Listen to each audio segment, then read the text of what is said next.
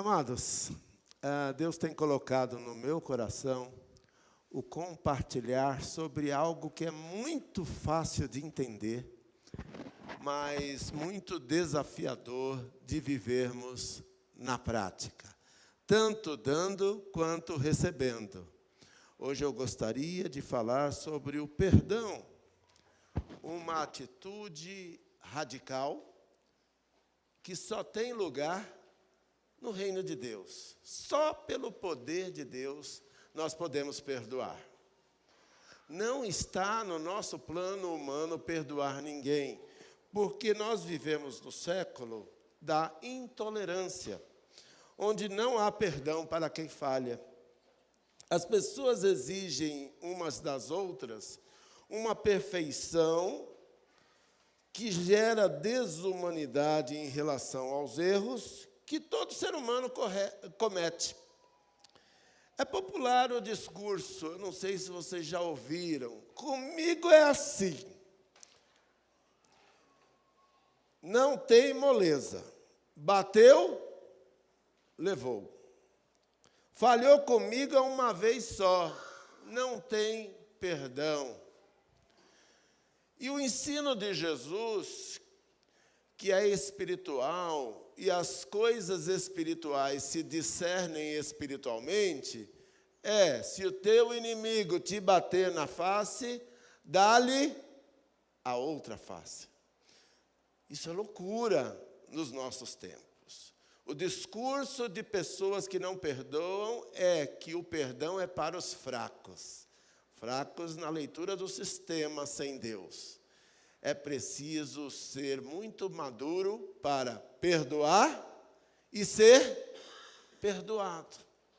Essa dificuldade vem desde os primeiros tempos e segue cada vez maior à medida que se intensifica o pecado no mundo, porque há uma tênue linha que separa o amor, essência de Deus, do ódio.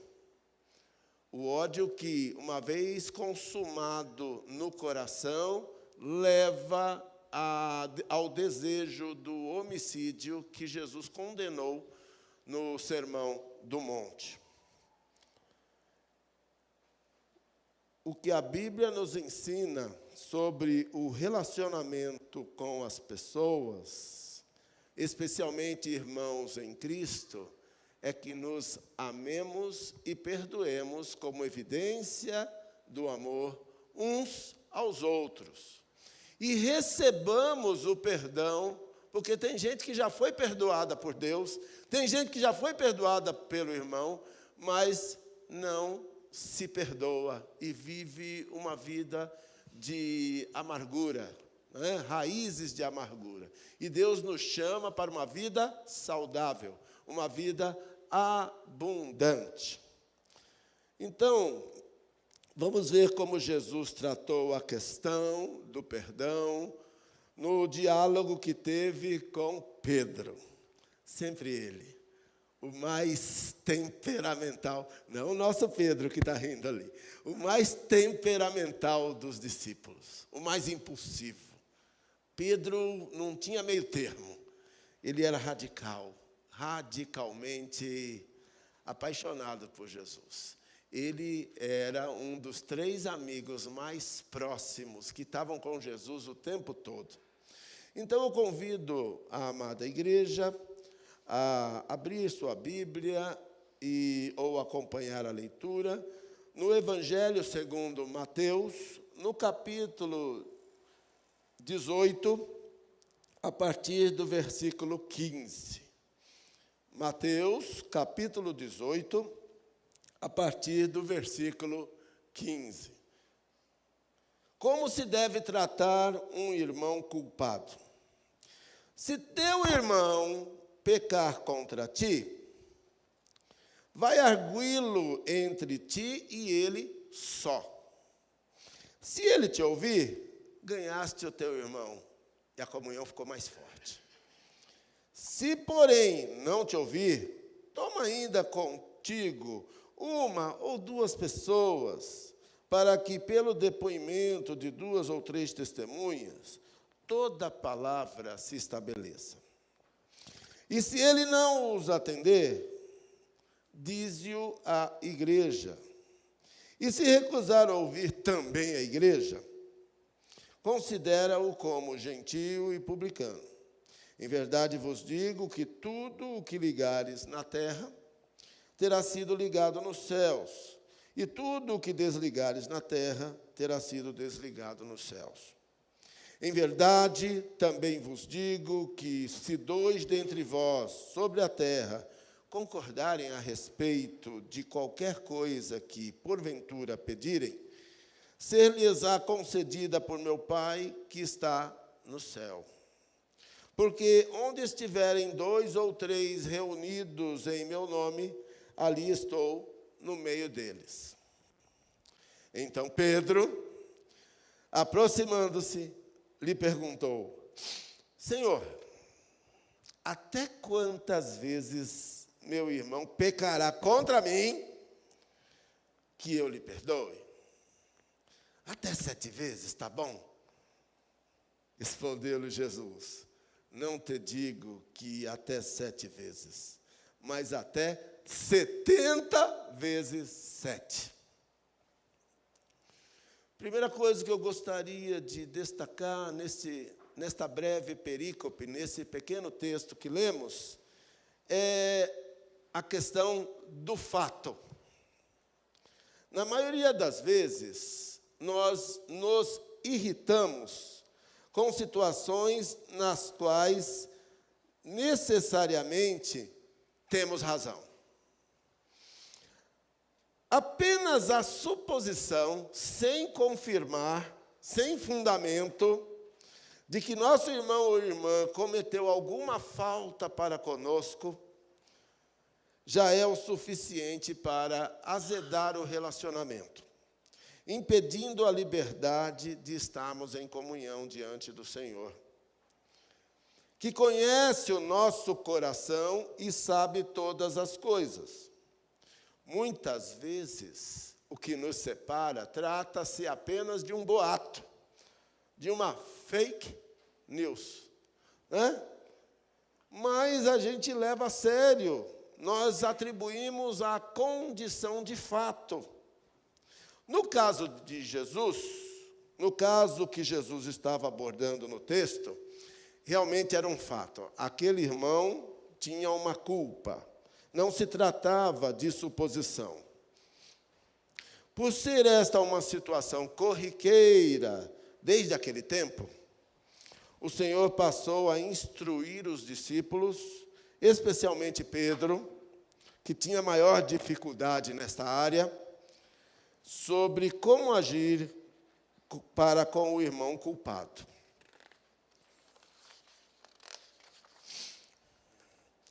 Então, diante do fato, vem a nossa atitude. O que devemos fazer diante de um irmão culpado? No sistema do mundo, no sistema que nos cerca, onde vale a lei de Talião, segundo a qual é dente por dente, olho por olho. A primeira coisa que acontece quando uma pessoa peca contra nós, e pecado tem nome: falar mal, mentir, conspirar, trair, dentre outras coisinhas pequenas como a língua, que deveria ficar dentro da boca, por isso ela é pequena, mas alguns a têm como uma gravata, que vem, né, de tão grande que é. E isso causa um grande estrago e a ruptura de relações, às vezes antigas.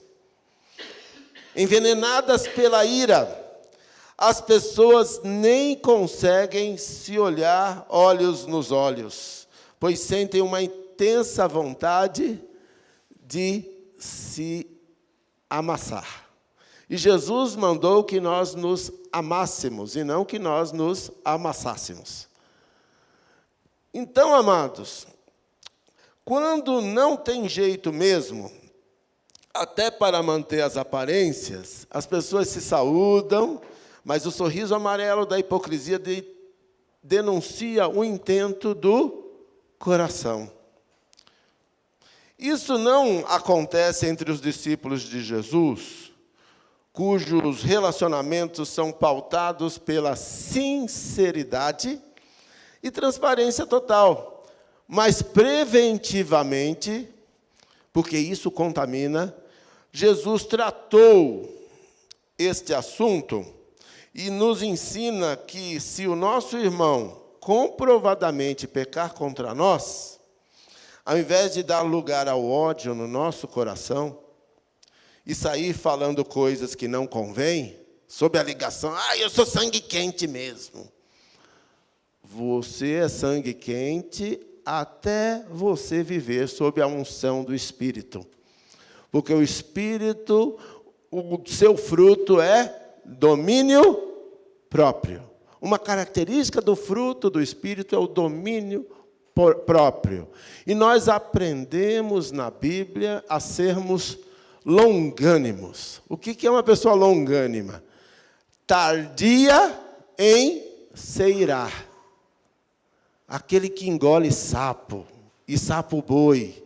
Porque qualquer desaforo que nós soframos por amor ao testemunho do que Cristo nos ensinou, é coisa pequena diante do que Ele passou. E deu a vida por amor a nós. E nós somos discípulos dele. Então, quando vier a situação que provoca ódio, não esteja na carne. Por isso que a gente precisa estar no Espírito. Porque a Bíblia nos ensina que a palavra branda desvia a ira. Hoje está facinho da gente brigar. Né? No sistema aí, tem gente que morre no trânsito. Né? O Brasil é campeão mundial de mortes no trânsito. E algumas é por briguinhas de uma fechada, por, sei lá, passou o sinal vermelho, imprudência. Está facinho brigar. Mas nós somos da paz. Jesus, o nosso príncipe, é o príncipe da paz. E nós só temos a vida eterna porque Ele deu a vida por nós, sendo nós ainda inimigos de Deus, e Ele nos salvou. Amém? É isso que agrega, irmãos. Essa é a experiência mais marcante que alguém pode ter, que é perdoar e ser perdoado. No seu ensino da oração dominical, a parte mais difícil da gente falar e agir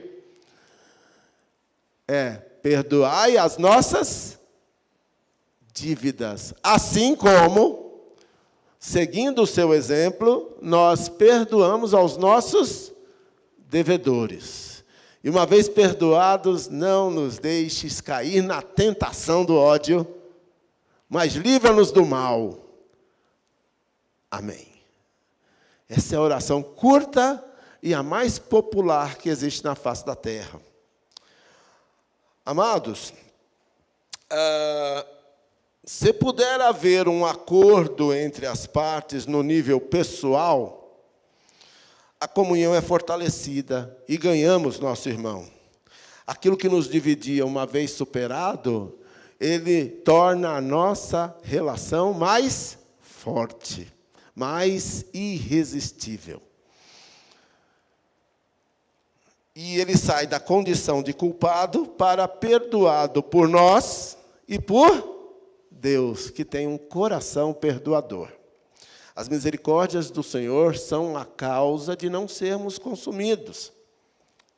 Digamos que mesmo assim, mesmo sabendo que está errado, mesmo quando a parte ofendida toma a iniciativa de dialogar, o irmão insista em não dar o braço a torcer, mantendo-se arrogante e indisposto a conversar. Eu quero brigar mesmo. Nestes casos, também comuns no nosso tempo, o Senhor nos aconselha a tomar 2 ou 3 testemunhas pacificadoras, não testemunha para jogar mais gasolina na fogueira, testemunhas sábias e pacificadoras para tentar a conciliação. Se ainda assim o irmão comprovadamente culpado permanecer no erro e não quiser dar ouvidos a ninguém, somente neste momento é que o caso deve se tornar público à igreja. E o culpado deve ser considerado incrédulo e corrupto, por seu mau testemunho, que impede a comunhão com os demais irmãos, estando sob disciplina em amor, de suspensão. O problema do nosso tempo é que muitas vezes tem lugar o erro de, primeiro, se dar ouvido a boato, nem aconteceu o problema, que depois é levado a público, ao invés de ser tratado no reservado, é levado a público, e, por fim, quando a relação já está irreversivelmente deteriorada, acontece a conversa com o irmão supostamente culpado, sem que haja a menor possibilidade de reconciliação. E para este problema existe um remédio. Qual é o limite do perdão? Principalmente para quem tem um temperamento do que a psicologia chama sanguíneo. A atitude que Jesus ensinou, ela é um alerta para que não tomemos ações precipitadas. Vocês já viram essa expressão? Eu estava de sangue quente, fiz besteira. Deus, na sua palavra, nos fala, minha é a vingança. Eu vou tratar as injustiças que pesam sobre vocês. No século da intolerância, cheio de conflitos, tem muita gente no mundo, então aumenta a possibilidade de haver desentendimentos. No mundo da intolerância, as pessoas estão com os nervos à flor da pele e são verdadeiras bombas ambulantes, com potencial de explosão a qualquer momento. E, nesse contexto, o grande milagre ensinado e vivido por Jesus acontece. O perdão é uma atitude radical, que só tem lugar no reino de Deus. É aqui na igreja, no nosso convívio como irmãos, que a gente aprende com Jesus a perdoar um ao outro. Quando nós seguimos o processo de prevenção e eliminação de conflitos ensinado por Jesus, com a predisposição à paz, mesmo que sejamos pessoas do tipo sangue quente, como o discípulo Pedro, pela unção do Espírito, agimos com longanimidade uns para com os outros. Vocês já conheceram pessoas? Rapaz, eu era bom de briga, hoje eu aguento cada coisa que eu fico de bobeira, fico quietinho, ouço calado. Né, seu Feu? Ouço calado. Né?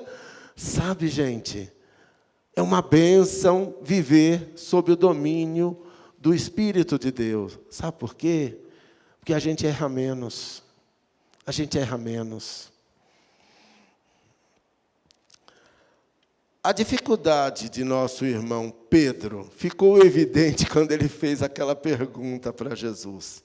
Ele aproximou-se, porque nós sabemos fazer a coisa do jeito que convém para nós. Ele aproximou-se e provavelmente falou baixinho, ao pé do ouvido de Jesus, e disse, Jesus, o Senhor falou comigo. Eu sei que o Senhor falou comigo. Eu sei, a carapuça serviu para mim. E ele falou, ok, eu me rendo. Ok, eu vou melhorar. Eu vou parar de brigar por pouca coisa. Mas o Senhor conhece, eu sou assim. Eu não aguento. Eu não engulo desaforo, Jesus. O Senhor sabe disso. Eu não suporto gente falsa que se aproxima de nós, se aproxima do Senhor, fala mal do Senhor. Esses escribas e fariseus aí, fingindo santidade, falando mal de nós pelas costas. O Senhor sabe que eu sou sincero. E não perdoa esse tipo de comportamento desprezível. Eu vou obedecer, vou aprender a perdoar. Mas qual é o limite? E aí a pergunta-chave. 7 vezes, está bom, Jesus? 7 é o meu limite. Na verdade, o limite dele era 1. Mas, por amor ao Senhor, eu aguento 7. 7 vezes está bom? Jesus, provavelmente, dando um sorriso para ele, respondeu: Pedro, meu querido irmão, não te digo que até 7 vezes, mas até 70 vezes 7. E como Pedro tivesse travado com a resposta, 70 vezes 7 é 490, Jesus. Não aguento. Aguenta, Pedro, aguenta. Você vai aguentar muito mais do que isso, porque você é um vaso de honra na minha mão.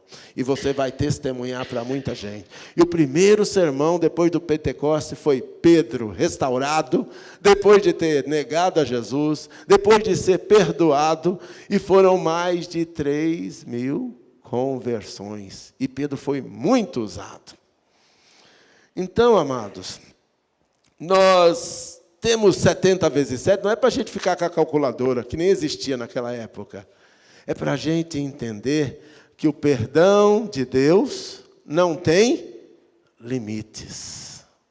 E o nosso perdão, tanto o que recebemos quanto o que damos, não tem limites também.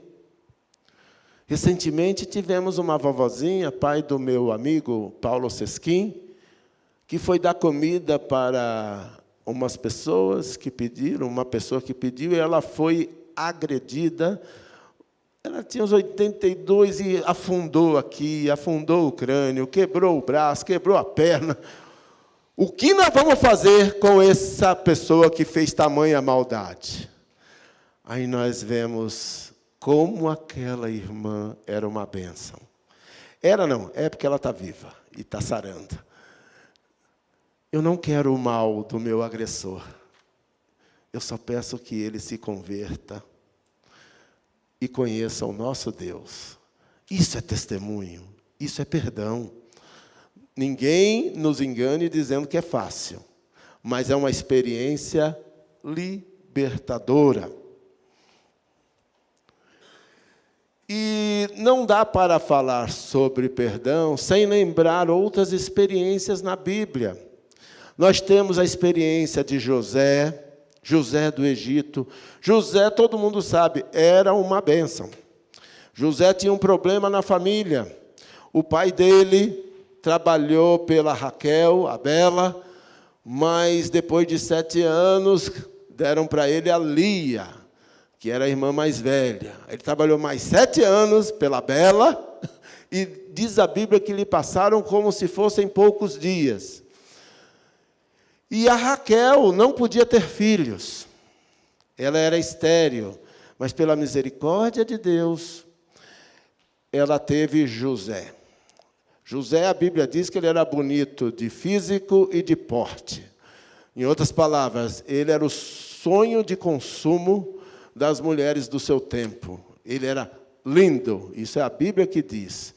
E o José era o filho mais querido do seu pai. E seu pai fazia questão de deixar isso claro, gerando o ódio dos outros irmãos que tinham ciúmes dele. E o que aconteceu com José?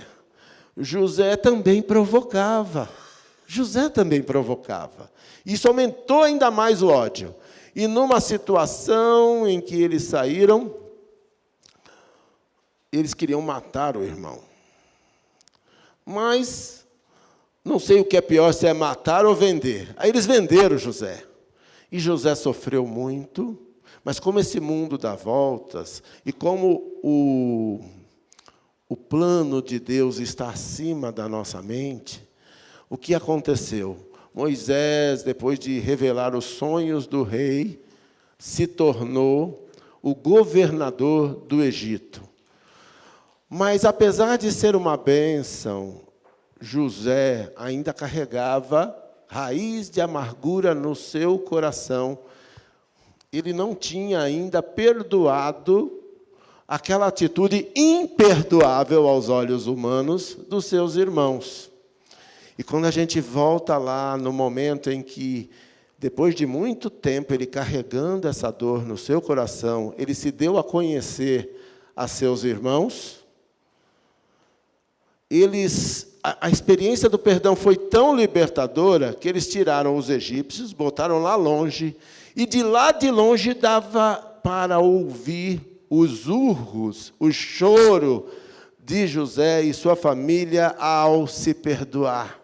O amor venceu, o amor foi muito forte, de maneira que foi além da vida, porque o José falou assim: olha, eu posso morrer aqui, mas vocês vão me prometer que não vão deixar os meus ossos aqui. Quando vocês entrarem na terra que Deus prometeu a nossos pais, levem os meus ossos com vocês, porque nós não vamos nos separar nunca mais. Porque eu vejo que tudo isso que aconteceu, aparentemente de ruim comigo, foi para que a gente amadurecesse e chegasse à bênção do perdão. Temos outro problema também, em outra família da Bíblia, onde um irmão, Esaú, com a questão da primogenitura, ele era o queridinho do papai, o caçador, bonitão, peludão, e o Jacó era o filho franzino, que era o queridinho da mãe. Isso gerou uma encrenca, que um irmão queria matar o outro. E quando eles se perdoaram, ele até mudou de nome. Já não era mais Jacó, que significa usurpador. Era Israel, porque como um príncipe lutou com Deus. E por aí vai. Nós temos o tratamento que Jesus deu a Pedro. Tu me amas, Pedro? Para cada traição de Pedro com Jesus, houve essa pergunta. Até que Pedro também se derramou. Jesus, tu sabes que eu te amo, tu sabes todas as coisas. E um novo Pedro, grandemente usado por Deus, surgiu ali. Temos grandes pessoas de Deus que têm esse defeito. Temos o apóstolo Paulo, que escreveu metade do Novo Testamento. Mas devia ser difícil para os jovens conviverem com ele. Houve um jovem chamado João Marcos, que abandonou a viagem missionária no meio do caminho, voltando para a casa dos pais. E ele era sobrinho do José das Consolações. O Paulo devia ter um gênio tão forte que nem o José das Consolações aguentou o Paulo. E eles eram uma dupla de missionários maravilhosa. Mas por causa dessa rejeição, tiveram uma briga, e a Bíblia fala, tiveram um desentendimento tão forte que cada um seguiu para o seu caminho. Mas como o perdão de Deus está acima das nossas mazelas, quando Paulo ficou mais velhinho, quando Paulo ficou frágil, ele mandou chamar quem? João Marcos. E reconheceu a sua utilidade. Olha, eu estou sozinho e João Marcos me é muito útil. E a experiência do perdão foi muito fortalecedora para a vida dele. E nós somos a geração do perdão.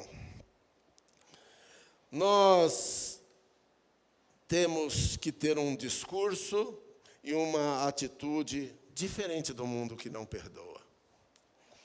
A graça maravilhosa de Jesus, que nos tem alcançado todos os dias, nos desafia a tomar uma atitude radical, no sentido de perdoarmos-nos uns aos outros, buscando sempre resolver os problemas de relacionamento da maneira mais discreta e sábia possível. Porque isso é bênção para a igreja. Os escândalos não devem se nomear entre nós, mas a paz, na nossa comunhão, vai nos fortalecendo, nos dando vontade de andarmos juntos. Na oração dominical, Jesus insiste nessa tecla: perdoai as vossas dívidas, as nossas dívidas, assim como nós perdoamos aos nossos devedores. Na sequência do texto que lemos, vemos a parábola do credor incompassivo, que recebeu perdão de muita coisa e encarcerou o que devia para ele muito menos. E o rei ficou indignado e o entregou ao verdugo, ao carcereiro, ao que executava as sentenças. Jesus, num último momento de vida, antes de partir desta terra, lá na cruz, ele fez uma oração: Pai, perdoa-lhes, porque não sabem o que fazem. Muitas vezes as pessoas que nos apedrejam não sabem o que fazem. Foi a oração de Estevão, o primeiro mártir do Novo Testamento.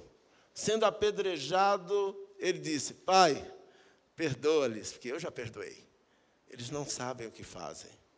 E ali ele foi fiel até a morte, mas foi salvo pelo perdão.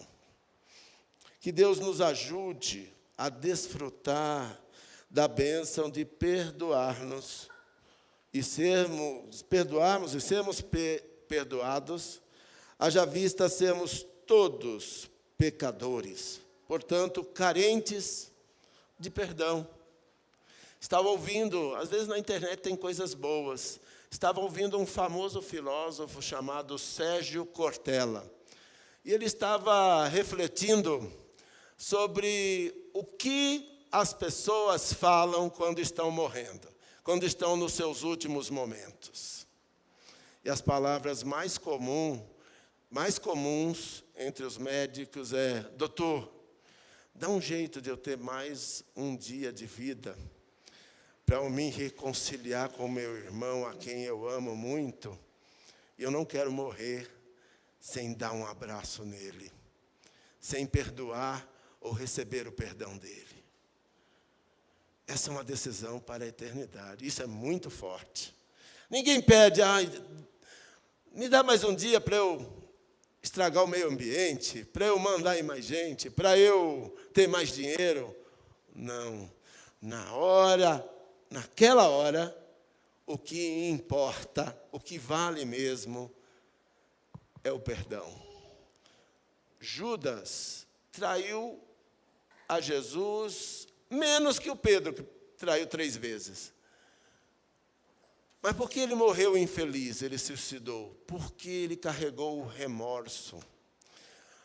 Tem um sem número de pessoas que vivem a dor de ter podido se reconciliar com um irmão, e esse irmão, como a morte não manda aviso prévio, morreu e carrega essa dor do remorso. Portanto, o perdão é algo para a gente tomar uma atitude no dia que se chama hoje. Se você tem alguma coisa contra alguém, principalmente se você for a parte ofendida, essa é a lógica do reino. Vai lá e reconcilia-te com o teu irmão antes de prestar o culto a Deus. Por isso tem um momento de perdão dos pecados, confissão, porque Deus perdoa e espera que nós perdoemos os nossos semelhantes. Não se ponha o sol sobre a nossa ira, pois quem não perdoa vive constantemente triste por alimentar em seu coração a raiz de amargura.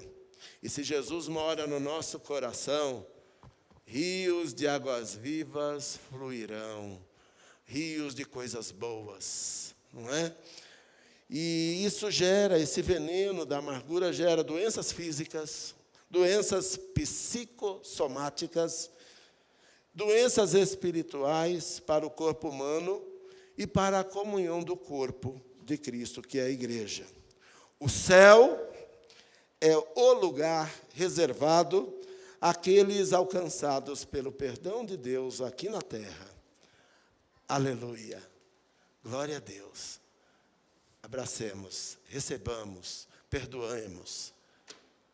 E assim nós vamos estar vivendo intensamente a bênção do reino de Deus. Amém.